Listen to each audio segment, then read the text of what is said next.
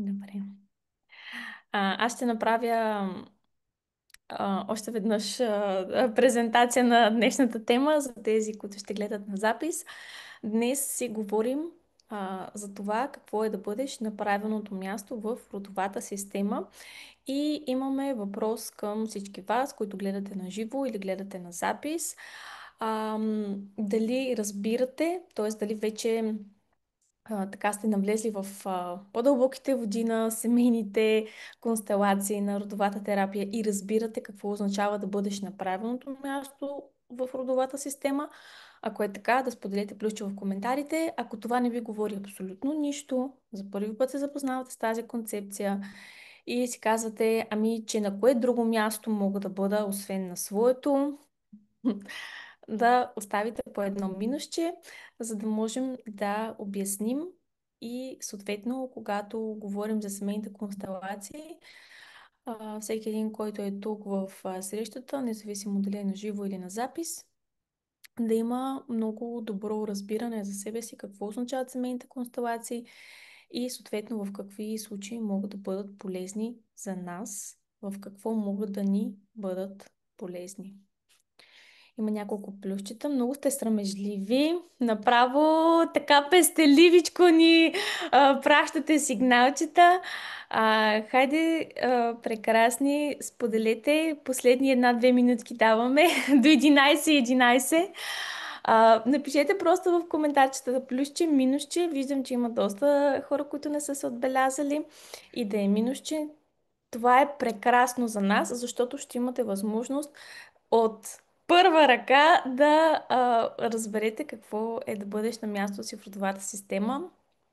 Много често нали, се запознаваме с различни теории и така нататък. А пък най-хубаво е да си наистина абсолютно начинаещ, защото тогава тръгваш с едно по-различно усещане и разбиране. Добре. Имаме и две минутчета вече. Добре. Боли, ти искаш ли да обясниш какво е да си на мястото в родовата система? Даже три. Добре, само остана ли 11, че при мен е Стана, 3 да, минути стана. напред. Така, първо, какво означава иерархия в рода? Не случайно се казва, живота тече от големите към малките. Тоест, потока на енергия в един род тече от тези, които са го създали, надолу към техните потомци.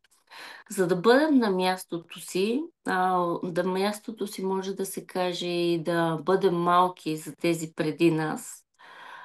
Най-общо казано, най-лесно разбираемо да приемаме и да признаваме тези преди нас, да сме им благодарни за живота, да не ги обгрижваме, да не ги получаваме, да не ги учим, да не ги променяме.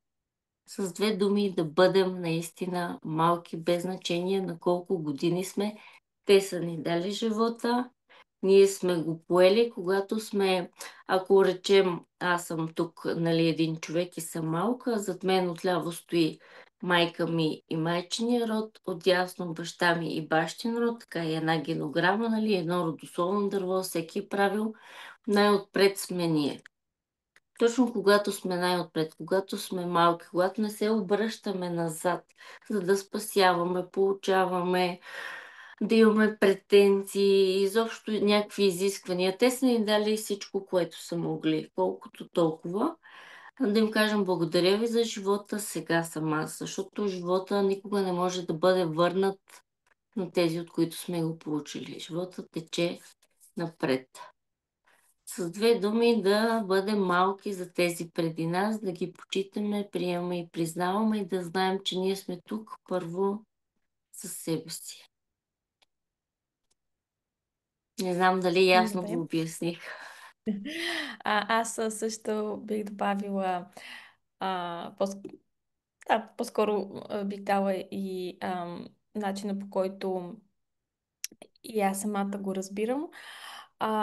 Да бъдеш на мястото си е много повече от т.е. не е физическо място, на което се намираш, а е по-скоро едно много дълбоко духовно и емоционално състояние на признание, на признаване. Признаване от една страна, че ти си част от нещо много по-голямо и по-сложно от теб. И това е родовата система. Ам, Ние не можем да съществуваме отвъд системата. Ние сме част от системата, ние принадлежим на системата. И всъщност да бъдеш на място си, на първо място, може би означава това да признаеш, че има нещо по-сложно, по-голямо от теб, нещо, което е възникнало преди теб, нещо, от което ти си част, нещо, от което ти си вплетен. И твоята душа е избрала именно тази система, за да може да премине през определена опитност, еволюция и така нататък. И всъщност, нали, признаването на това нещо те поставя в една много голяма, т.е. в една позиция а, не на примирение, но на смирение. Защото проблемите на хората възникват тогава, когато те си придават прекалено голяма важност и значимост. Но ам, това може да стане по две направления. Или когато ние си мислим, че ние можем да решим всички проблеми на останалите хора и влизаме в ролята на спасител, или в състоянието на жертва, когато си мислим, че пък нищо не зависи от нас и чакаме спасение отвъд. И в двата случая ние се опитваме да станем център на вниманието, придаваме си прекалено голяма важност, от което започват редица проблеми в нашия живот. Идеята е тук съвсем различна, нали, приемайки, че сме част от тази система, че сме част от цялото, ние приемаме нашето място, приемаме нашата съдба, такава каквато е, но приемаме и съдбата на другите хора от тази родова система. В това се включват нашите родители, нашите братя, сестри, баби, дядовци, лели, чичовци и така нататък, т.е. голямото семейство. И понякога можем да си казваме, ами да, но то аз не ме вълнува съдбата на еди кой си, не ме вълнува какво прави еди кой си и така нататък. Само, че тук е хубаво да се замислим дали имаме а, една несъзнателна лоялност, един несъзнателен път, по който ние следваме а, съдбата, изборите, вплитаме се в различни казуси, преживявания, емоции. И всъщност изследването на това дали сме на правилното място в нашата родова система следва да бъде когато разгледаме живота си и виждаме, нали, различните ситуации, които сме създали, взаимоотношенията, в които се намираме, професионалната ни реализация, здравето ни, нали, различните аспекти и проверим дали във всеки един от тези аспекти ние се чувстваме пълноценни, здрави, истински, свързани. Защото ако не е така, и ако дори има само една сфера в нашия живот, която не е пълна, изобилна и не чувстваме лекота в тази сфера, това означава, че точно там ние сме взели нечия чужда позиция. И сме се вплели в нещо, което не е нашето. Защото да бъдеш на мястото си означава да бъдеш в лекотата. Да живееш живота в лекотата, в свободата, да бъдеш себе си, да се изразяваш, да си свързан, да обичаш и да бъдеш обичан. Нали, най-хубавото място, на което можем да бъдем, това е да бъдем на мястото си. Защото там има достатъчно ресурси, достатъчно изобилие, достатъчно възможности. Само там има ресурс Само за там нас. има ресурс за нас. Така че ето едно полезно упражнение, което можем да направим. Взимаме четирите основни сфери, които се разграфяват на отношения, близки, интимни отношения с партньора, с хората около нас, близкия ни кръг отношения, а, кариера и професионална реализация, здраве, здраве дали тялото ми е в физическата форма, която на мен ми харесва, дали съм здрава, енергична, изпълнена с енергия и пари. Идват ли парите в моя живот с лекота? Това са четирите основни теми. Ако по всяка една от тях имам лекота, спокойствие, а, енергия, просто ми е хубаво. Хубаво ми е в отношенията ми, хубаво ми е в работата, която правя. Чувствам се добре в тялото си, здрава съм. Имам достатъчно пари, така че просто парите в живота ми идват с лекота. Чудесно, вие сте на правилното място в вашата родова система. Но ако и по една от тези графи вие изпитвате затруднение, сложности, конфликти, значи имате, имате причина да бъдете тук, за да откриете всъщност кое е това място и как да стигнете до него. Раз, ам, Сега с тези обяснения от мен и от Поли, имате ли вече малко по-добра представа Да какво бъдеш на да мястото си. бъдеш на мястото си? Може да сложите по едно сърчице. Само Ако... докато, Да. ама извинявай, кажи. Не, това е с препоръчка. Добре, че малко при мен забива картината и гласа ти. Само като каза за здраве, друго нещо исках, нали, да добавя. Не случайно повечето пъти, освен, нали, физическото ни състояние, болестите не случайно винаги ни питат има ли други хора в рода с такова заболяване. Нали, на всеки му е направило впечатление. Това не е случайно и даже те се предават генетично, така се предават и лоялностите, нали, да кажем. Но другото, което е, може дори да видите, ако имате някакво заболяване, кой друг в рода има това заболяване. Това може да ви е една индикация за лоялност точно към този човек.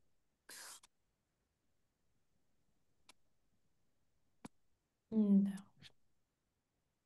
Добре. И сега тук за себе си може също да си отговорите в кой квадрант имам нужда да поработя за това да бъда на мястото си. Квадрант, любов и отношения, професионална реализация и усещането, че правя нещо смислено с знанията си, с талантите си, с способностите си, нещо, което помага и развива обществото, в което живея. Здравето ми на всяко едно ниво, емоционално, психическо, физическо здраве. Нали, аз съм и парите. Чувствам ли свобода по отношение на парите? Какво означава свобода? Означава, нали, за всеки това е, може би, различна сума на месец, но сума, която ме кара да се чувствам свободна и щастлива, в която мога да си позволя да правя нещата, които обичам, да имам ресурси за себе си, да се грижа за себе си.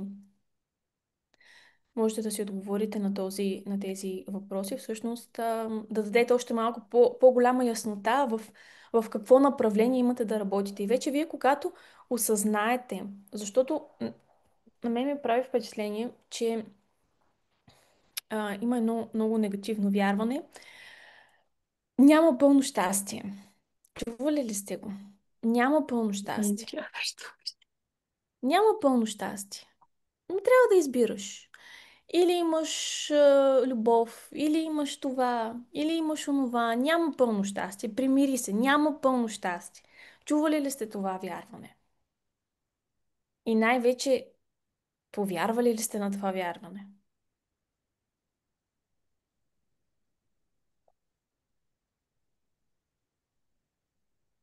Няма пълно щастие.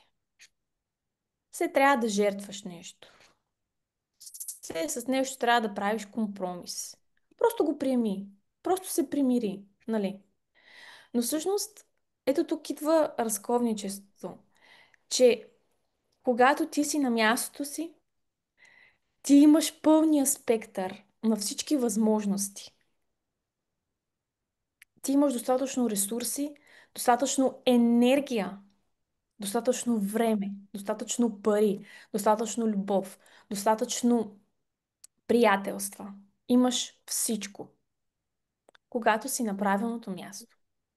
Тоест, самото вярване се подхранва от, от хора, които не са си на мястото си, които са зациклили в дадена матрична програма, в дадено състояние и започват да убеждават, нали, понеже за тях това е невъзможно, и си казват, ма къде си се взела много на сериозно, ма какви са тия неща, където искаш, ма остави малко, нали, всеки има проблеми, всеки има еди какви си неща. Да, защото масово хората не работят със себе си. Не защото я няма тази позиция, в която можеш да стигнеш, в която можеш да си удовлетворен и щастлив от живота. И да, пак се развиваш, пак преминаваш през различни трансформации, еволюции, осъзнавания, но вече не се сблъскваш с този груп битовизъм, който те буквално може да те съсипе. Тоест да бъдеш на мястото си означава, че преминаваш отвъд материалните, битови разбирания за живота, интегрираш една много по-здравословна, емоционална, духовна гледна точка за това кой си ти, къде си, на какво си способен, какво можеш да реализираш, какво можеш да постигнеш. И е най-хубавото място, на което може да се намираме. Защото там ти си в силата си, в способността да създаваш и сбъдваш реалността си такава, каквато я искаш.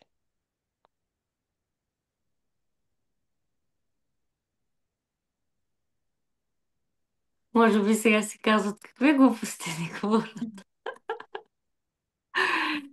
Но това е възможно, повярвайте, наистина. Много пъти сме лоялни към рода, да не ги надскачаме, да не сме по-богати, по-успешни, да не живеем с лекота. Тези неща, нали, ние не ги осъзнаваме, те са подсъзнателна лоялност към тях. Трябва и аз да страдам, и аз да съм бедна, и аз да съм с мъжа, когато не обичам. Такива, тези всичките програми, те са в подсъзнанието. Те не са съзнателни. Никой не си ги мисли, да, и аз съм като мама без мъж, примерно. Просто пак с констелациите, с лична работа върху себе си, тези неща се отработват. Просто трябва да работим над себе си, наистина.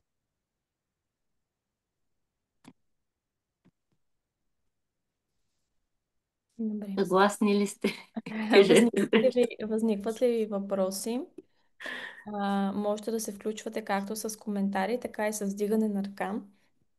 Ако искате да се включите и да поговорим, ако имате нещо, което ви изниква като, а, може дори като несъответствие, може да се включите и да проверим какво се случва. Искам и се да не го вярвам, чувала съм го хиляди пъти, но и до ден днешен не искам да го приема. Ами, да. Съпротивата е голяма. Съпротивата е голяма. А, защото нали, за да дойдеш на мястото си, означава да пуснеш всички други места, които си искал да заемаш. И това обикновено е свързано с определени идентификации, роли и взаимоотношения, които ние сме градили години наред, от позицията си на слабост, зависимост и ограничение.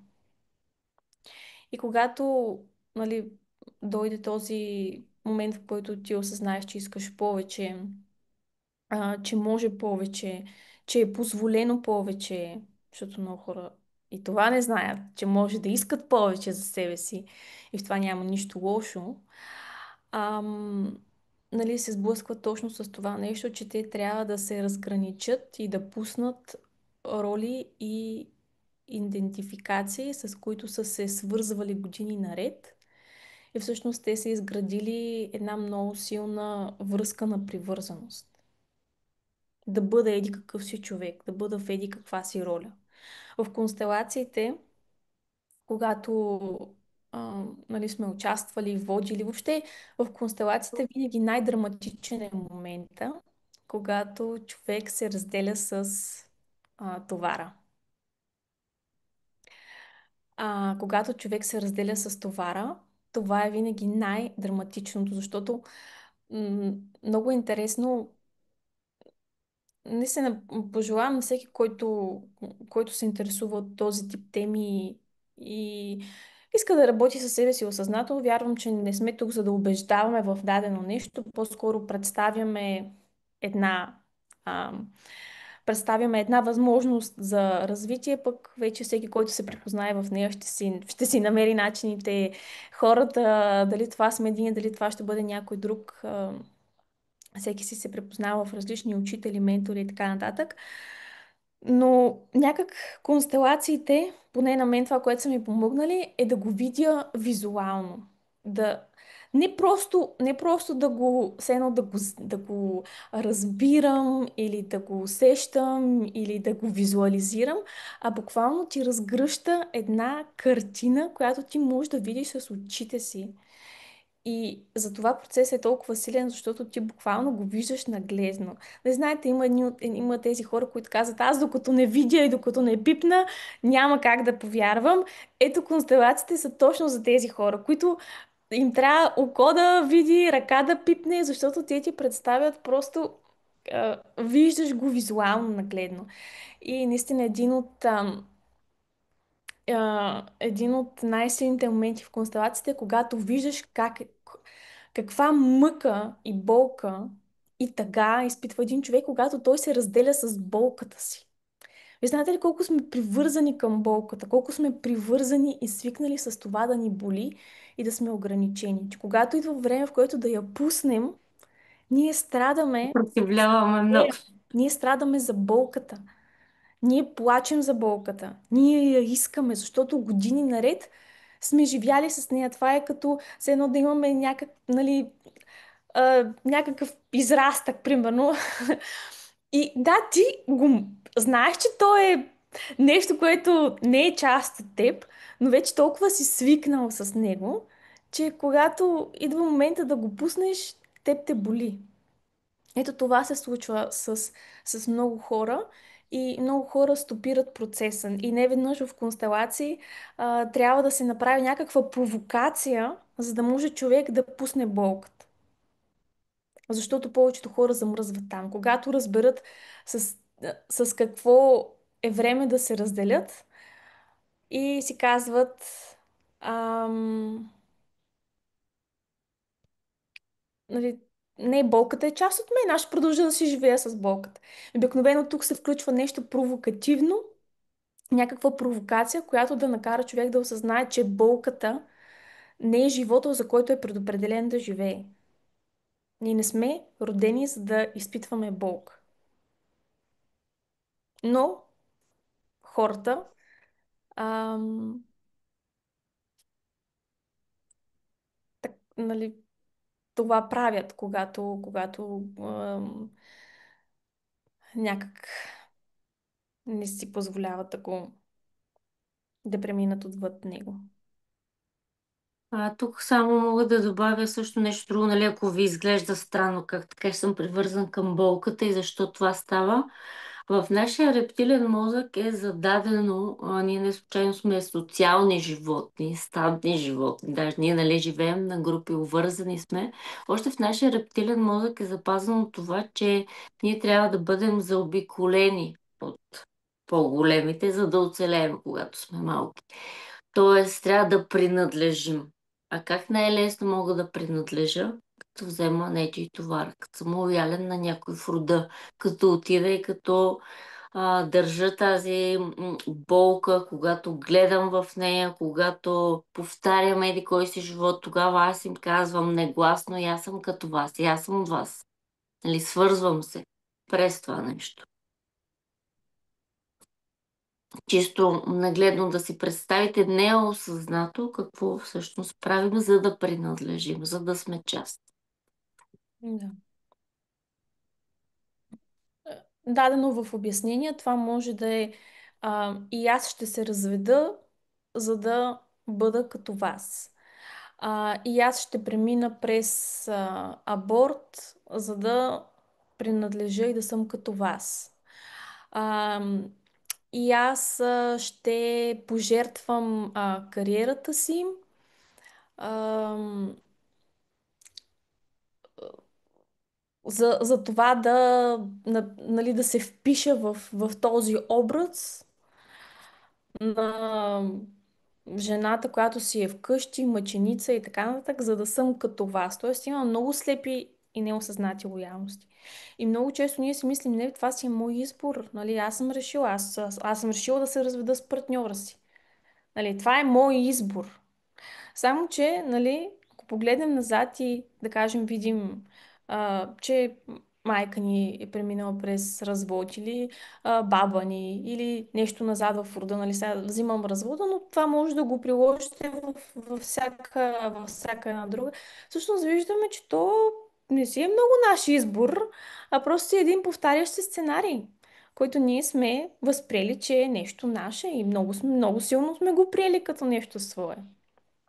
Ето по Ние този тук начин само... можем да... Извинявай.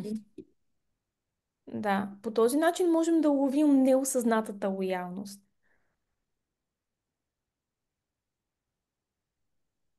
Боби тук ни потвърждава Аз, думите. аз преминах през аборт, майка ми също е преминала през загуба на дете. Да, това, това е много често, много често повтаряше се сценарий. Ам, нали, особено към майката сме си много лоялни. Там имаме най-много лоялности към нея, които се изчистваме, освобождаваме. Може да е в това, например, мама не е имала здравословни навици, затова и аз не се грижа за тялото си. Или, примерно, майка ми е имала наднормени килограми, затова и аз в момента не мога да се разделя с 5 излишни килограма, с които спортувам, тренирам, ходя на пилатес, спазвам диети, обаче от тези 5 килограма не мога да се отърва, нали? Ами, да, защото, нали, то докато не е прерязана тази енергийна лоялност, те килограмите ще си останат. Т.е. килограми също могат да репрезентират определена лоялност. Аз исках само да добавя, нали, нещо, една от най-големите заблуди, която аз срещам, като говорихме за повтарянето, нали? Масово хората си мислят, че живота им зависи от техните избори. Аз вече си имам семейство, какво ме интересува, нали, нашата там рода ми. Мислят си, че детето им е център на вселената, че от тях зависи, от децата зависи живота. Живота на всеки един човек зависи от тези зад него. С тях сме отплетени, техните програми носим, на тях сме лоялни. Абсолютно всичко, което е в нашия живот, е назад. Не случайно са казали, опознай миналото, за да знаеш какво ще бъде бъдещето ти, нали? И ако искаш, ако си смело да го промениш. Това е най-голямата заблуда, че аз вече там си имам и мен те назад не ме интересуват. Какви са ми те? Всичко са те. Те са вътре в теб като цяло. Тук има и доста въпроси нагоре, които може би да върнем. Да. Аз точно това гледам. Може ли да има повече от една лоялност? Шичка. Единия ми въпрос. Да, може да има повече от една лоялност и всъщност са много повече от една лоялност и не знаем колко точно. Има някои много, много вплетени, буквално обсебващи лоялности, в които ние не само взимаме товара, но приличаме нали, абсолютно дословно, като преповтаряме живота на този човек, с който сме вплетени. А, така че да, може да има повече от една лоялност. Затова една констелация няма да реши всички теми и въпроси във вашия живот. Нали, не е въпроса да ползваме сега тук отиваме една констелация и ще си оправя живот. Защото констелацията не е спасително хапче, лек панацея или нещо подобно. Тя е метод, чрез който можем да видим, а, в- да разгърнем енергийната картина. Но ние си имаме много работа и отвъд констелациите. Тоест ние си имаме една постоянна работа със себе си и проверка на лоялностите. На кого в момента съм лоялна? Мое ли е това? Един от най-полезните въпроси, който можем да започваме да си задаваме, е когато преминаваме през негативна емоция, през някакво негативно състояние, дали това ще е гняв, дали ще е апатия, дали ще е някаква натрапчива мисъл, програма. На кого е? Мое ли е? Мое ли е това? И да слушаме, да видим какво се появява.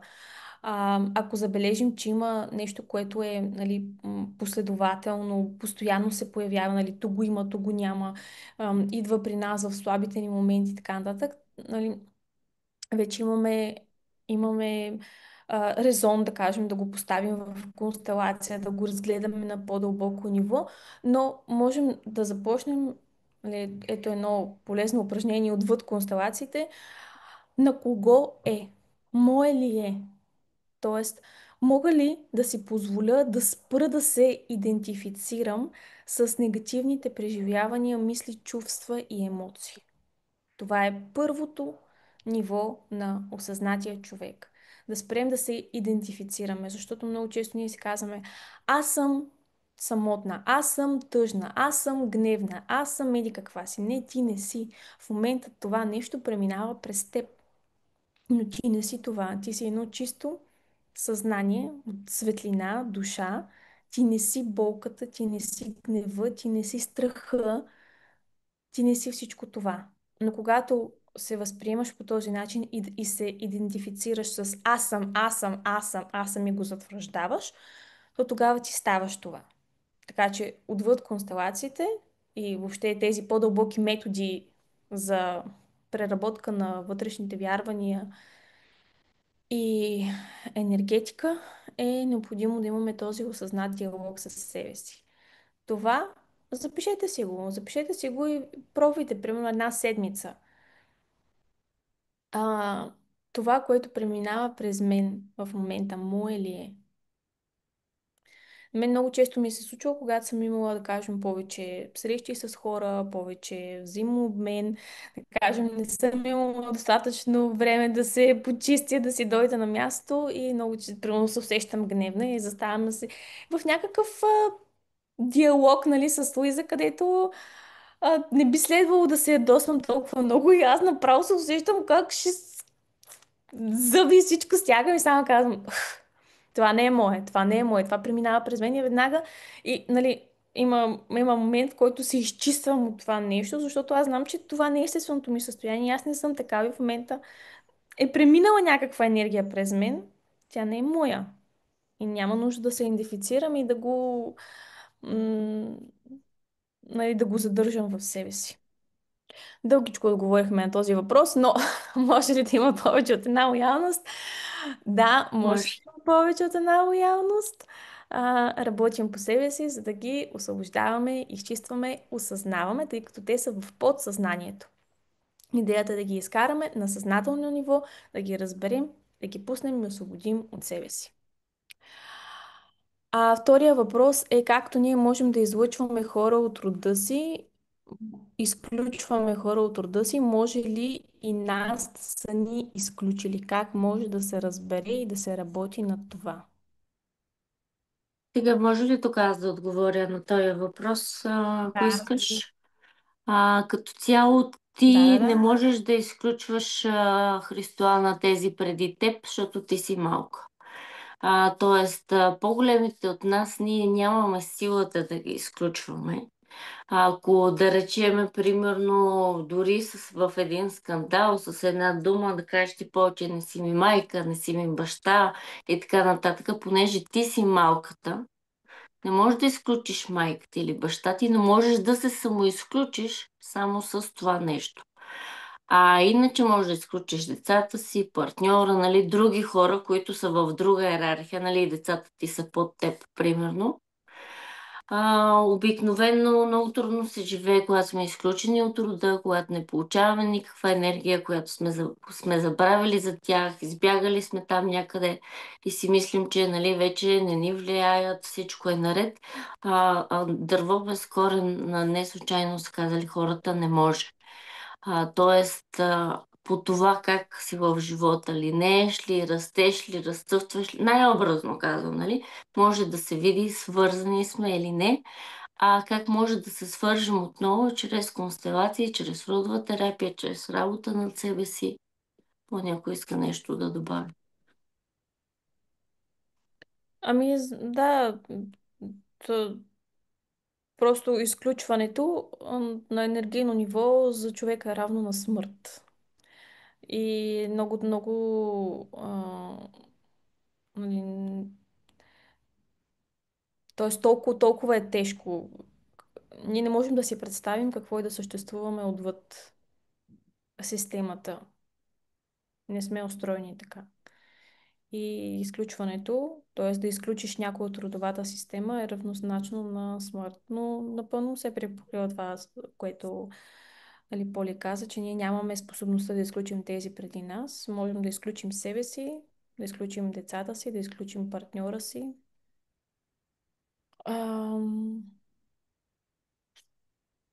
да. Казват, тогава може човека да се приобщи към друга общност, към дори работен колектив, някъде там да си намери се едно да оцелее, да се прикачи, да не бъде сам, но нищо не се равнява на това да бъдем свързани с рода си. Да. Тоест, ако ние се самоизключим от системата, а, да, и си изграждаме една такава. Прилепваме се към някаква друга система, но много често през зависимост. И съответно, примерно, м, ние не се чувстваме свободни, не се чувстваме пълноценни, ние се чувстваме м, Като оплашени едно за живота. паразитче да Да, прави. оплашени за живота си. Работим, обаче работим от страх, от недоверие, от... нали, сега тук ще направя още 5 работни часа, за да мога да, нали, да съм ценен за тази компания, защото ако тя ме изключи, моят живот ще приключи, защото ние усещаме, че а, нали, ако няма система, към която да сме прикрепени, тъй като вече сме се самоизключили от труда, буквално можем да загинем и сме готови на всичко и тогава се създават тези токсични, нездравословни отношения. Тоест, токсичните взаимоотношения, включително, примерно, можем да кажем дори нарцистичните взаимоотношения в живота си, ние можем да ги създаваме на базата на това, че сме се самоизключили от рода. Не усещаме принадлежност. И съответно изграждаме една токсичност в отношенията си, свръхзависимост и се прикрепяме към то, нали, позволяваме в полето ни да влезе точно такъв човек, ам, който да усеща сила над нас, надмощие, желание да властва, да контролира нашия живот, да обезкуражи нашето развитие, да подбие увереността ни, просто защото ние нямаме нещо зад гърба си, което да, да усетим силата, способността и да кажем, нали, до тук, да сложим границите. Обикновено хора, които са изключени и се изключват от рода, те нямат граници в отношенията с другите хора.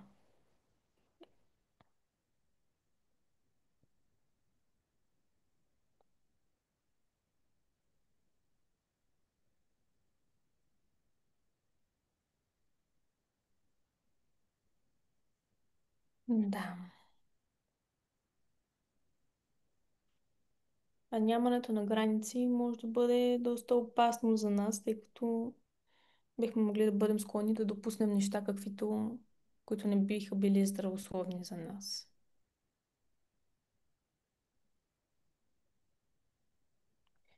Има ли други въпроси, които излизат? Има въпрос Да. към Това, теб, което е мисля, че. отгоре. Да, А, Мониката, да го прочета ли аз, ако искаш и ти ще да, отговориш. Мониката спомена да пуснем всяка друга роля и веднага усетих как най-силната роля в мен е ролята на спасителя, не само за семейството ми, но и на близки, приятели и познати. да. И за ролята на спасител, и за ролята на жертва има много, много полезно упражнение. Искате ли да ви го споделям? Ще ви бъде ли полезно да,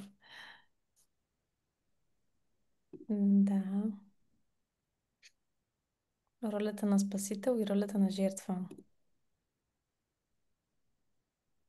В кое от двете повече влизате? Спасител или жертва?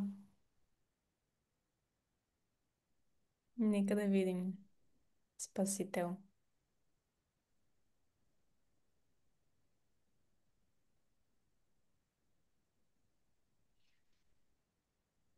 Зависи от ситуацията. Абсолютно съм съгласна, Антонета.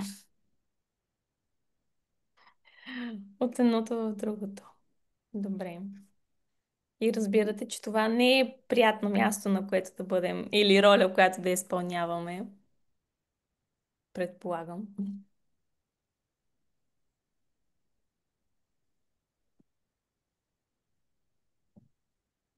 Така е, да.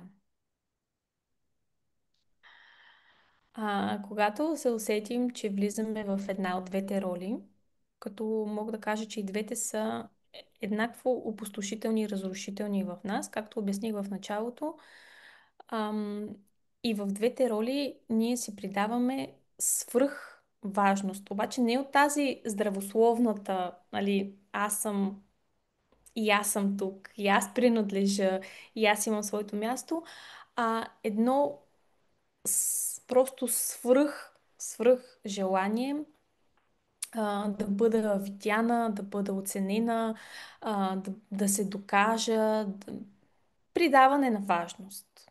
Вярвам, че всеки го разбира. Придаване на свръх важност. Въпросът, който си задавам, когато се уловим в една от двете роли е: каква е ползата за мен? Каква е скритата ми изгода? Какво аз получавам в тази роля? И, нали, някой може да си каже: ма как аз, нали, като съм спасител, като ходя да спасявам всички хора, спасявам майка ми, грижа се за нея, каква ми е ползата на мен, нали? Аз нямам никаква полза, само се чувствам изморена, изтощена, вечно въвлечена в другите проблеми. Но нека, искате ли да видим какви са примерно ползите за спасителя? Какви ползи има спасителя? Какво си взима спасителя от това да спасява другите хора? Ще, ще ни помогнете ли да извадим ползите и да ги разпознавате?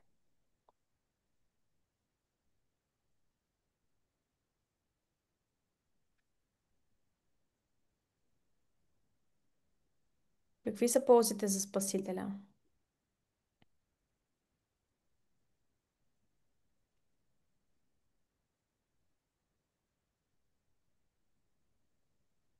Чувства се нужен. Точно.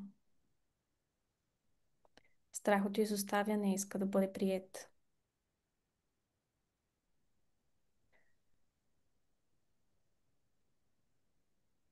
Добре.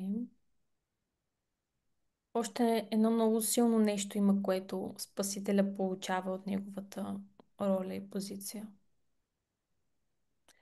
И това е контрола. Защото когато аз давам, аз съм в правомощието да контролирам.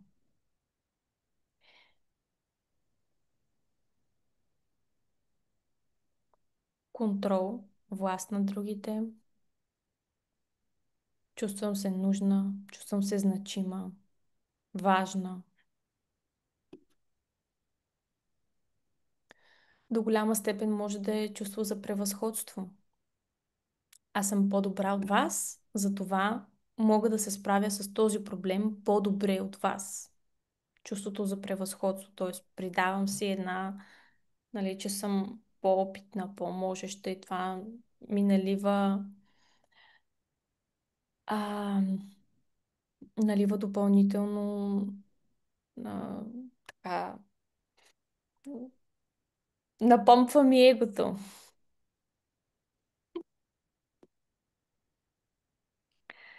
Бих искала да попитам, когато спасяваш, взимаш ли от кармата на другия? Много хубав въпрос, Мариела, и много смислен, и много дълбок, от което се личи, че доста навътре си влезнал в тематиките. Но да, когато спасяваш, ти реално се вплиташ в проблема на другия човек и много често можеш да си донесеш допълнителна карма. Поли, ти искаш ли нещо да кажеш за ролята на Ами спасител? да, че може и да го правиш енергиен длъжник, нали, само да, на живота е даване и получаване, нали, това е един от законите на семейната система, както не мога само да вдишвам или издишвам, има вдишване и издишване, нали, ти ако само даваш на този човек и нищо не получаваш, не е окей, нали, нарушаваш баланса и автоматично правиш другия човек енергиен длъжник към теб. Което пак е, нали, стигаме и до контрола, защото той като ти е енергиен длъжник, а, ти чувстваш надмощие над него. И това може да го правите и неосъзнато. Аз съм имала, нали, дами, с които съм работила и те го правят това нещо неосъзнато. Нали, в роля на спасител и дават и нали, казват този ми дължи нещо, онзи ми дължи нещо и така нататък. И нали, в крайна сметка се установява, че не, че те им дължат нещо, а просто така сме създали условията в живота си, че да правим другите хора Ти си енергийни. какво искаш? Ама чакай малко, тя е седнала сега тук и си играе. Ти идваш и искаш да седнеш, ама не може двамата. Виж, виж. Виж, ти седни на баги. Можеш ли да моят неща? Да, малко бавно, но да. Да, ролята на спасителя, ето какво си взимаме от нея. Чувство, повтаряме ги отново нещата. За тези, които се присъединиха преди малко, говорим си за ролята на спасителя и ролята на жертва. Какви са ползите за нас при спасителя? Това е чувството да бъда нужен, да бъда значим в нечий живот. Много често, когато, примерно, ние се чувстваме, ам, може да компенсираме с тази роля на спасител. Примерно, в работната си среда аз се чувствам недостатъчно удовлетворена, способна, нужна, не съм си оползотворила потенциала и така нататък. И за да компенсирам това нещо, че в работата си аз не съм показала и не съм направила необходимите стъпки, промени, крачки, така че да реализирам потенциала си. Аз имам усещането, че това е важно за мен, мога да го компенсирам в личните взаимоотношения. И обикновено ролята на спасител също е прикриване. Нали, аз се нали, втурвам се в живота на другите хора да ги спасявам, защото в някоя сфера на моя живот аз съм останала ам, неактивна. Тоест, там ми е дефицитна тема и дефицитна сфера. Нали, давам примерно реализацията. Там ходя, работя някаква работа, чувствам се като изпълнител, по никакъв начин не си разгръщам творчеството, способностите, няма пари, няма реализация, обаче се прибирам в къщи и почвам. Съпруга ми. Сега тук той ще стане най-успешния, най-богатия, най-не знам си какво. Сега тук това ще направим. Почвам, нали, с критиката, сега ще му го спасявам, сега ще не знам си какво. Тоест аз създавам един проект, нали, съпруга, примерно. А пък това, че нали, моята реализация не е в нивото, на което аз искам да е, нали, там не ми се гледа, защото там ме боли, затова ще насоча целият поглед към това да спасявам и оправям живота на съпруга ми. Или на майка ми. Нали, примерно, аз съм, ето, нали, не харесвам това, което правя, недоволна съм, мачкат ме на работа, не се отнасят с мен добре, обаче аз някъде трябва да си сложа силата, нали, да я покажа.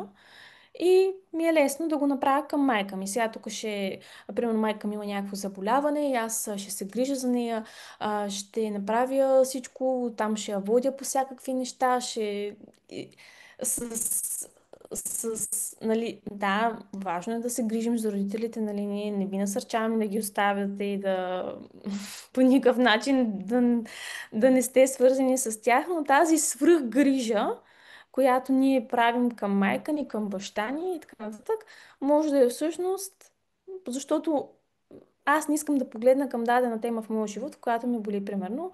Това може да са и любовните отношения. Не ми върви в любовта, нямам партньора до себе си, не се чувствам свързана и изпълнена. Сега ще насоча цялото си внимание към майката и бащата и ще ги спасявам тях. Тоест, в ролята на спасител ние си придаваме важност и може да компенсираме а, неспособността ни да се справим в друга сфера с свръхактивност в дадено направление. Както, не знам кой каза малко по-нагоре, от едното в другото зависи от ситуацията. Абсолютно е така, защото примерно в а, план на работни отношения аз мога да се чувствам жертва на обстоятелствата, а в план на личните отношения аз да се чувствам спасител за другите. И аз пак уравновесявам баланса по някакъв начин.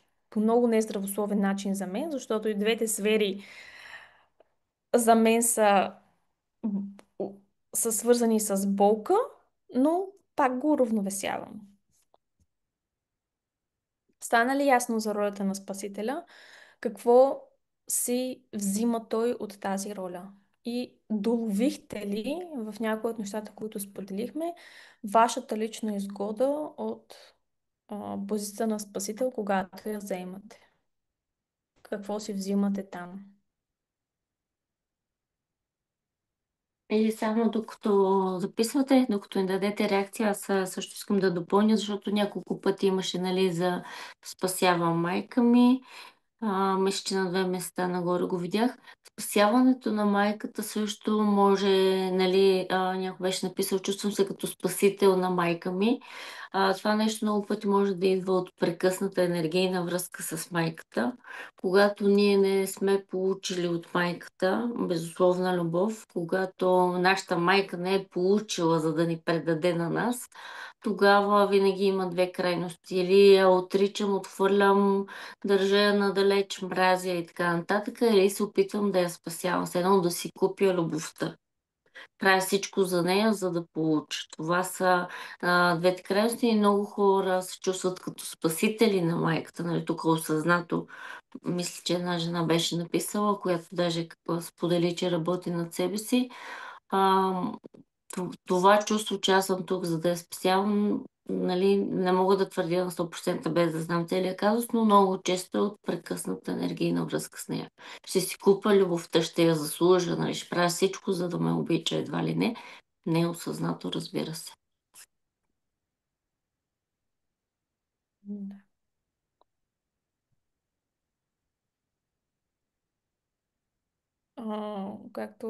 Както казва нашия учител, ако не сте работили с майката, това е винаги една много добра начална отправна точка, от която да започнете, защото от отношенията с майката вие ще разместите много пластове във вашия живот и много от нещата ще се подредят от само себе си. Така че ако не знаете какво да поставите като тема в констелацията или нали, не знаете откъде да започнете с развитието си, самосъвършенстването си, темата за майката е една Във изключително всяка добра тема седи една тема. скрита майка, казва Лоренцо също. Да, Девне да, някъде. абсолютно.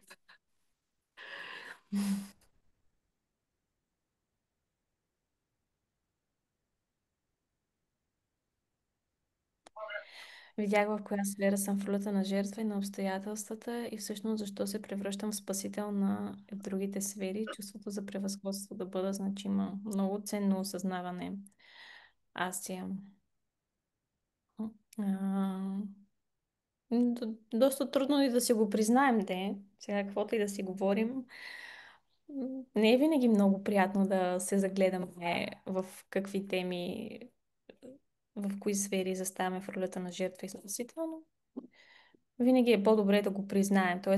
да признаем реалността такава каквато е и да започнем да я променяме. В противен случай просто ще затягаме по-силно възлите. Но няма да избягаме от там. Както и Поли съм чувала много често да казва, къде ти да отидеш, винаги носиш себе си и на край света да отидеш, нали, а, пак ще си донесеш вътрешните теми, с които имаш нужда да работиш, да осмислиш, да осъзнаеш, да пуснеш, да приемеш и така нататък. Добре, дайте по една реакция, за да преминем, че всичко със Спасителя. То всичко, тя е бая по-широка, но едно базово разбиране за ролята на Спасител сте получили, разбрали, осъзнали едно сърчице, реакция, за да го направим и към жертвата. И така, добре.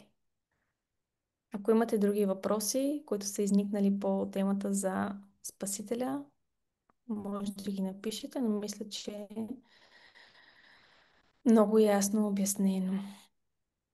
Радваме се, че е така. Да.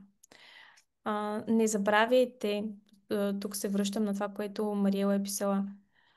Когато спасяваш, това никога не е безплатно за теб. Спасяването никога не е безплатно за теб. Защото ти взимаш от кармата на човека, в който си влязъл в ролята на спасител. Така че преди да се втурнете, да спасявате и да решавате казусите на някой човек, да го съжалявате, това включително, защото съжалението е много силен индикатор за това, че се намирам в ролята на спасител. Нали? Аз съжалявам. Кой съм аз, че да съжалявам? Изборите, душата на другия човек, неговата опитност, мъдрост. Съжалението автоматично означава, че аз го снижавам този човек и го гледам с очите на, че той не е достатъчно добър, достатъчно способен. Нали, никой не иска да го гледа с очите, никой не иска да го гледат с съжаление. И това винаги ми струва на мен нещо. Така че не е безплатно. Да бъдеш спасител не е безплатно. Удоволствие. Плащаме се и то понякога може да си платим с зависимост в какви теми и проблеми се набъркаме. 1100 неща на главата да ни се качат от това, че не сме си на място. Още повече всяка душа е дошла с определена опитност, нали? Ние виждаме много повърхностно. Не знаем кой какво си е избрал, какво има да си, какви уроци житейски, духовни има да научи, нали? И той се върви по пътя и трябва да се стигне до някакво осъзнаване, нещо да научи, да разбере. И аз идвам и почвам, ела, ще те спася. Смисъл, ние се намесваме буквално в пътя на този човек. Както казах в началото, с това започнах, всеки е тук за себе си първо. Ние не сме тук да спасяваме другите, да им казваме кое е правилно и грешно. Ако те не искат, нали, другото, което е на сила, хубост не става. Много хора идват, които са, оплакват се, нали, там искат съчувствие и така нататък, нали, идва жертвата. Тя идва при теб. Ти даваш решение, нали, показваш, може да отидеш на това, да направиш еди какво си. Не, аз нямам време, то не. Какво означава това? Те не искат решение, не искат да си помогнат, искат да са жертви. Какво правим ние тогава? Ако общувате с такива хора, аз лично ви препоръчвам да не общувате, колкото е възможно. Казвам, добре, и слушате там, ако слушате добре, както кажеш, точка. Няма да ти казвам решения, няма да ми е жал, да ми е мъка, да ти попивам емоциите, защото всичко е енергообмен. Ще кажа, добре, така е, права си. Но, нали, съветвам ви да не съдействате. Ако това са вашите родители, понеже не могат да избягате от тях, може да си кажем на ум или на глас, бао, дядо, погрижете се за своите деца. Нали, дори да са починали, чисто на ум, да знам, че там това мен не ме касае. Аз там не мога да помогна. Мгм. Тук ми дойде да добавя, ако вие работите в сферата ви на дейност е лекар, психолог, коуч, холистичен терапевт, т.е. всякакви такива помощни професии за хората, е изключително важно да тренирате своя спасител да не се обвързва с темите и казусите на хората, с които работите, защото много вероятно, нали, бъдейки в такава професия, нали, чисто професионално, някой път да се прекрачат границите между това какво може да направи човека професионалист и какво зависи от самия човек.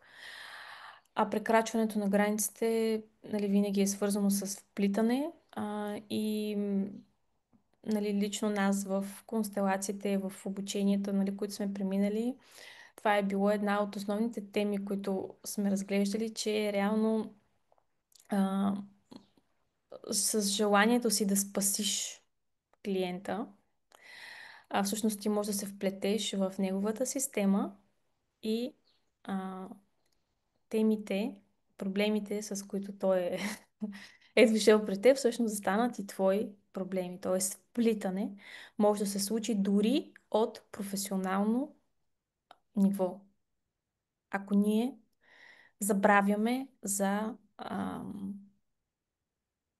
сме този. само метод и канал, а не част от проблема. Не сме спасителите на проблема. Не сме на всяка цена ще го решим. Зависи от човека.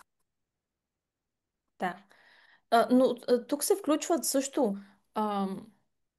Общо взето, всяка една професия, която работи с хората и им помага.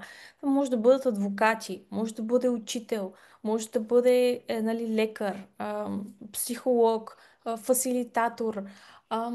Не знам, кажите някоя друга професия, която се сещаш в момента. Мен, ако ме питаш, дори маникюристи, фризьори, гримьори, на които идват и хората почват само там да им говорят и да се оплакват и те попиват като едни гъби, буквално, нали, на мен ми се оплакват. И те почват да им дават решения и после са като изцедени, дори и това, защото всяка една дума е енергообмен, но иначе от тези професии, според мен, да, учители, лекари, доктори, да, лекари, доктори, разбрахме се. Като цяло всичките, които са в социални работници, полицаи, пожарникари, всичко, което е свързано с комуникация с хора, с помощ на хора. Да. Така че наблюдаваме там, ако се намираме в някоя от тези професии, по какъв начин възприемаме и реагираме спрямо, нали, житейските ситуации и съдбите на хората. А, защото, нали, реалността да се сблъскваме с много дълбоки теми и казуси и да изпитваме съжаление към тях е огромно, но съжалението също може да бъде вплитане. Бе, имаме си забавления, колкото искаш. Теми, по които да се оглеждаме колкото искаш. Добре, полезно ли ви беше това, което споделихме за професиите? Защото то дойде малко така непредвидено, но може би пък е интересно за вас и важно да си го проследявате като допълнение. Да. М, Добре. Виждаме сърчица. Прекрасно. И ролята на жертва. Да видим какви са ползите за ролята на жертва. Какво според вас си взима като полза жертвата? Когато съм в позиция на жертва, какви са ползите за мен тогава?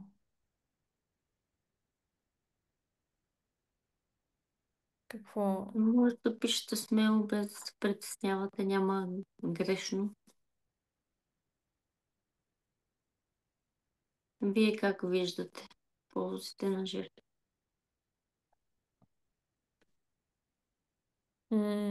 Това е много хубаво. Получава внимание. Да. Жертвата получава внимание. Жертвата е обгрижвана.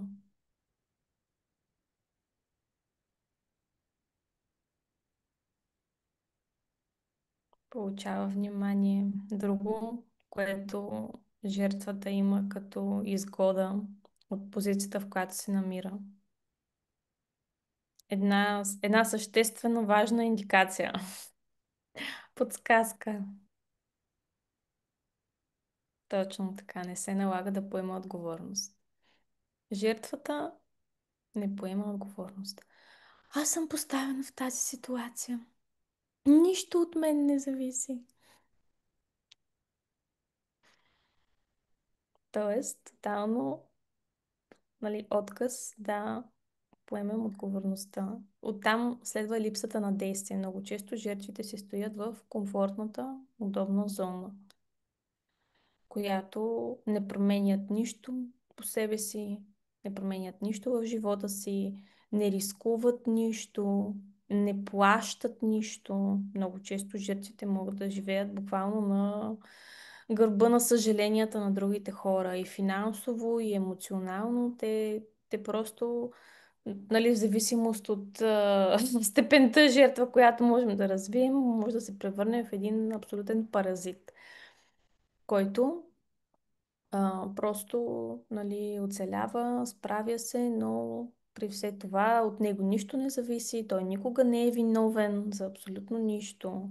Всичко се е случило случайно, отвъд неговото разбиране за живота. Получава обгрижване. Знаете ли колко пъти ми се е случвало, да кажем, в практиката, да открием, че дадено заболяване на човек а, идва, защото той просто иска да получи любовта, грижата и вниманието на човека до него. Но тъй като не знае как да ги получи и как да си ги поиска, а, т.е. Да стигне това усещане, че аз заслужавам да бъда обичана, подкрепяна от човека до мен. Нали, тук говоря за жени. Много, много жени минават през болестта. И за съжаление, например, се разболяват от нещо тежко, за да може партньора да се грижи за тях. И те така си получават вниманието и грижата, от която всъщност имат нужда като жени, като жена. Но това си е детска позиция, т.е. аз си оставям в позицията на дете. Нали, не съм развила жената в себе си, която създава тези отношения на баланс на даването и получаването, встъпване на женската роля, на сексуалността, на магнетизма, на привличането, нали, на жената не се налага да работи върху тези неща. Тя си остава в позицията на дете, но тя има нужда от тази любов, има нужда от грижата, има нужда от това някой да се, нали, все едно да се притесни за теб, да ти даде всичко, което ти е необходимо. Нали, има нужда от този партньор, но не го прави през изграждането на архетипа на жената, а го прави през, да кажем, ще се разболее или нещо друго.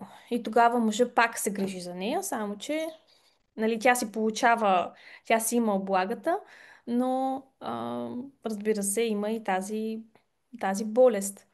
И, и нали, примерно някой човек, като го питаш какво ще се промени, ако ти оздравееш, и в неговата, нали, какво страшно може да се случи, ако ти оздравееш, и в неговата глава може да е, ами, той ще спре да се грижи за мен. Или ще спре да ми обръща внимание. Тоест може Аз да съм бъде имала наистина много точно силно, такъв много силна случай. Извинявай, доза. че те прекъсвам. Само да кажа точно такъв случай, само че обратно мъж към жена му, нали, с който работех и той, нали, когато осъзна, че е жертва, аз казвам, какво ще стане, ако ти оздравееш? Той каза, ами тогава жена ми ще спре да се грижи за мен и ще трябва да съм отговорен за живота. Сега получавам примерно помощ. Да. Стряскащо ли звучи това за вас, че можем да стигнем дори до неизлечимо заболяване с цел, с изгодата, то не е цел, то е неосъзнато, разбира се, от изгодата да получаваме. И за някои хора е толкова трудно да получават, което пък говори за прекъсната връзка с майката, което също е констелационна тема. Толкова е трудно да получават и да си поискат от зрялата позиция, че те са склонни да стигнат до точно до това да се разболеят, да стигнат до това състояние, в което някой друг нали, изпитвайки жал, състрадание, да започне да им дава. И виждали ли сте това във вашия живот? Можете ли да видите дали вие го правите, дали някой ваш близък го прави? И всъщност, ако някой ваш близък го прави, вие дали му помагате по този начин, като подкрепяте неговата роля на жертва? Дали това му помага да се изцели, да се осъзнае, да влезе в силата си или просто отхранваме? Малко като на наркоман да му даваме наркотици. М.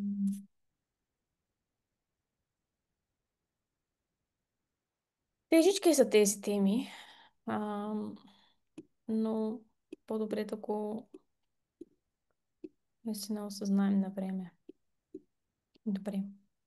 С какво основно осъзнаване, но това много ще ни помогне и ще бъдем изключително благодарни, ако всеки един, който присъства на днешната среща, сподели какво основно осъзнаване си взимате от днешната среща. Нека това да послужи като енергообмен за тази среща, която с Поли организирахме, за да е чисто Да не това, сте ни което длъжници. да не сте ни длъжници, да. Оставете по едно изречение какво си взимате като осъзнаване от тази среща, с какво тя ви беше полезна. Ам, Това ще значи много за нас, но ще значи много и за вас самите.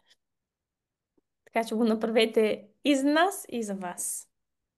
Първата крачка е осъзнаването. Докато пишете, аз само искам да добавя още две скрити изгоди за жертвата.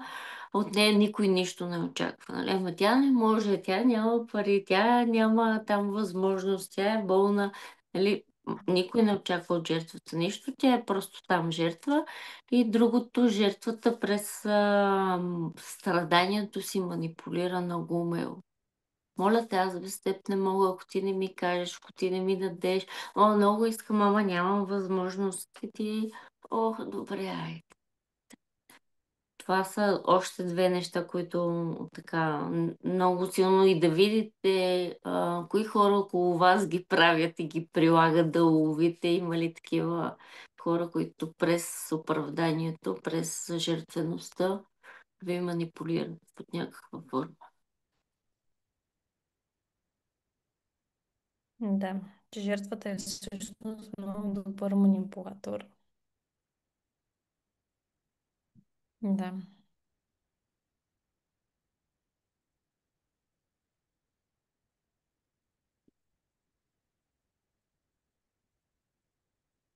Със сигурност има теми и сфери в живота, в които ние сме жертва и теми и сфери в живота, в които ние сме спасител. Винаги има изгоди и в двете позиции. Въпросът е, че в дългосрочен план ние ги плащаме тези изгоди. Тоест, в дългосрочен план негативите за жертвата са, че а, тя остава нереализирана, а, с неразвити таланти, с неразвити способности, невъзможност да изпълнява мисията си. А, Тоест, с натрупването в едната от тези роли може нали, сега, какво толкова, аз не правя тук това, аз не правя, но в дългосрочен план това се натрупва и винаги носи своите последствия, негативни за нас. А, нали, моя съвет е, мисля, че и Поле би се включила в него, седнете, разпишете основните взаимоотношения. с мъжа ви, с майка ви, с баща ви, с сестра ви, с детето ви, с шефа ви, с приятелите. В каква роля влизам? Жертва, спасител. Окей, добре, изгодите ми в тази роля са. А това, което аз мога да променя, за да изляза от тази роля, е разписвате и променяте. Защото нито в жертвата, нито в Спасителя има а, съществува Създателя, на което всъщност ние се стремим към него, да бъдем създатели, създателите на реалността си. И разбира се, ако усещате, че има такива взаимоотношения, които са кармични, по-сложни, по-тежки, от които ви е трудно да излезнете от едната или от другата позиция, не намирате начините, средствата, по които да го направите, тези теми могат да бъдат поставени в констелация и да видите в дълбочина защо това е така, защо аз не мога да изляза от тази позиция. Защо не мога, колкото и да се опитвам да спра да съжалявам майка ми и да я спасявам. Или защо, например, спрямо партньора си се чувствам а, недостойна или недостатъчна. Нали. Тоест, вижте какво можете от ресурсите си, които имате в момента, да разлетете чисто през осъзнаването, защото вие го можете, през осъзнаването и вече там, където е закучено и нещата, колкото и да се опитвате от собствените си ресурси да ги направите, просто не се получават, тогава това е знак, че е време да се потърсят нови теми, нови ресурси, които да ни помогнат за разплитането на тази тема. Нали, ние не сме създадени всичко да правим сами, както е примерно с здравето на тялото. Нали? Има някакви неща, които можем да си подпомогнем и подкрепим в здравето сами. Има други неща, с които отиваме и работим с конкретен специалист. По същия начин и тук на енергийно ниво има връзки, взаимоотношения, които можем да разплетем с ресурсите, с които разполагаме и такива, за които ни е необходима по-дълбока работа. И а, когато го осъзнаете, го усетите, че е дошъл момента и стъпката, ще се радваме да ви подкрепим в този процес. С Полина на 1 и 2 ноември и И 5 и 6 и 6 7 декември декември. и 6 и 7 декември, да. 1 и 2 ноември и на 6 и 7 декември ще проведем констелационния телета на живо в София. Това означава, че вие ще имате възможност да дойдете да присъствате на констелация на живо, да поставите своя лична, т.е. да поставите темата си и да видим дали ще се разгърне тази тема.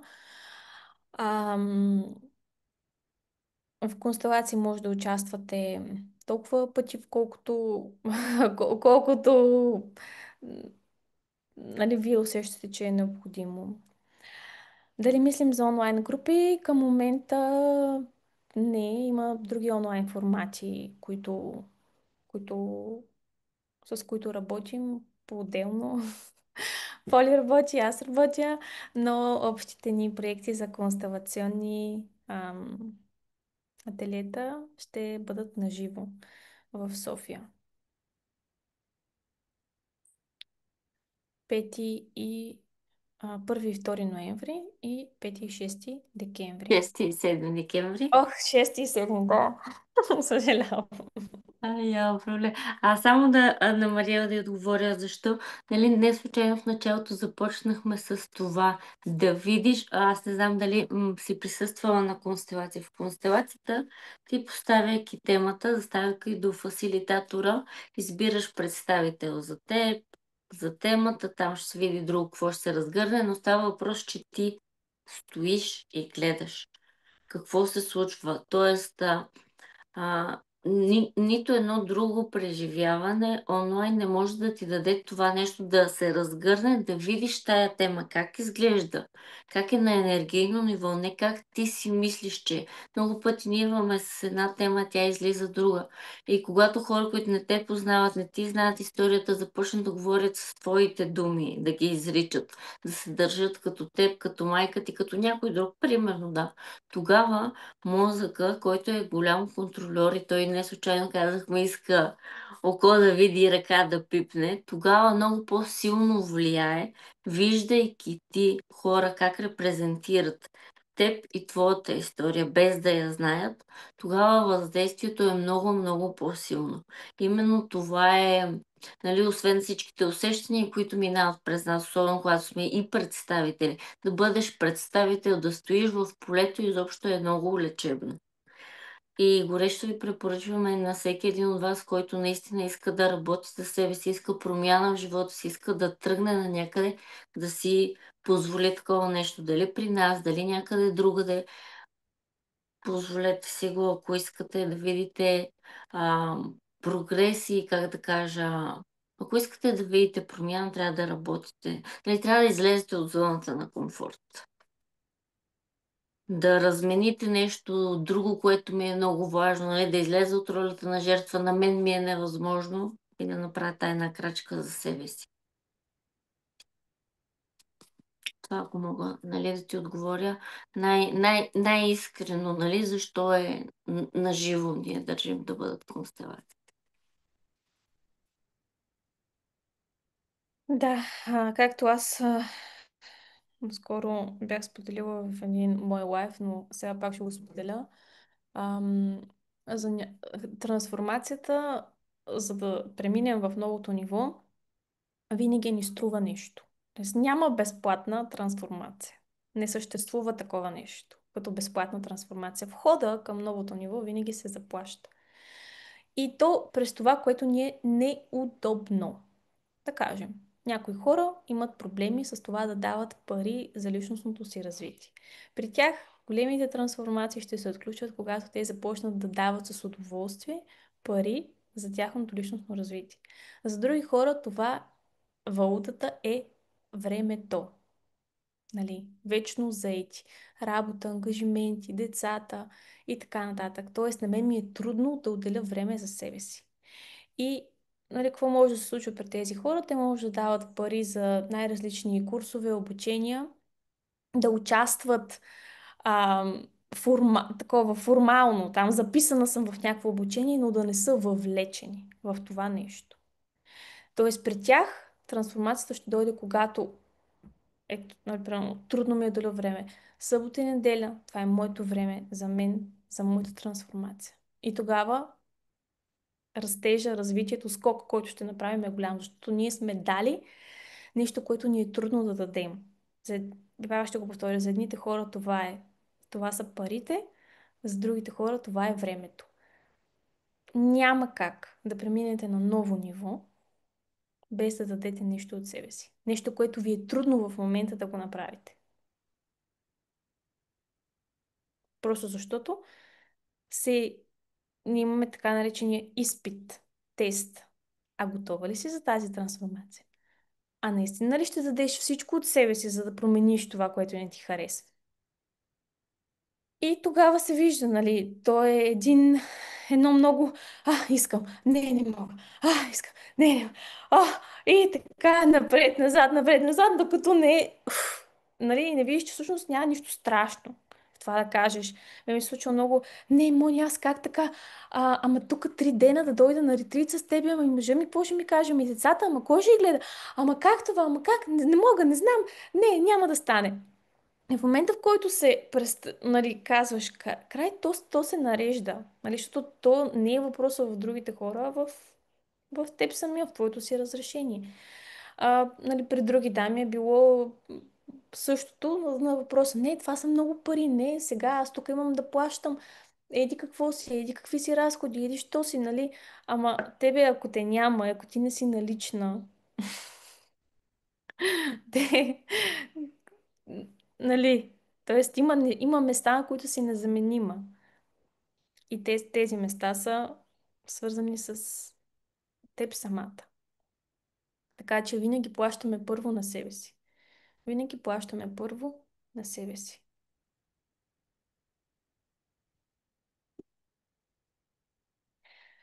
Та така, справяме се с всеки с каквото си има. Кой са противи от гледна точка на време, кой са противи от гледна точка на пари. И всеки, който си иска неговата трансформация, излиза от ролята на жертва и спасител, поема лична отговорност за живота си, за решенията си, за способността си. И знаете, че реалността е много гъвкава структура, която се изменя спрямо нашите вътрешни намерения, избори, решения, които даваме.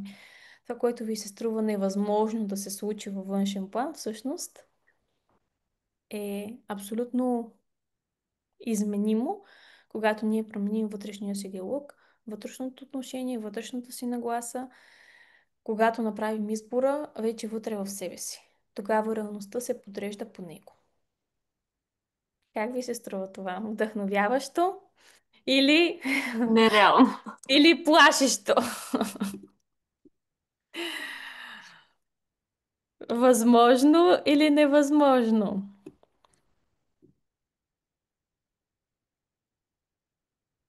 Нали? Реалността е една постоянно променлива, променяща се структура, която се наглася по нашият енергиен код, с който ние изпращаме. Работиш ли с енергията си, работиш и променяш реалността си.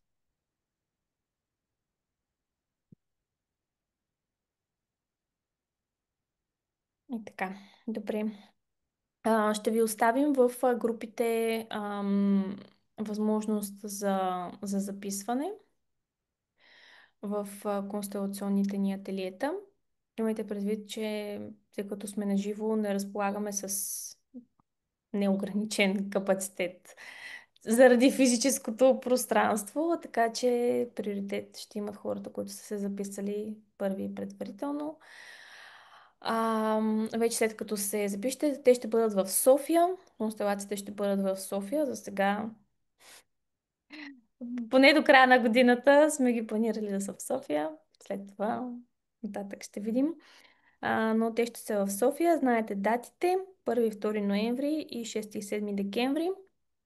В София локацията ще бъде споделена след като сте се записали и направили съответното плащане, така че когато го направите, ние ще се свържем с вас, ще ви дадем необходимите подробности, всички неща, които са ви необходими, за да се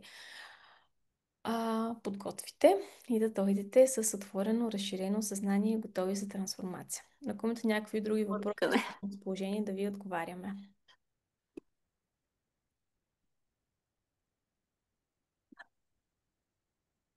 Оля, ти нещо ще добавиш?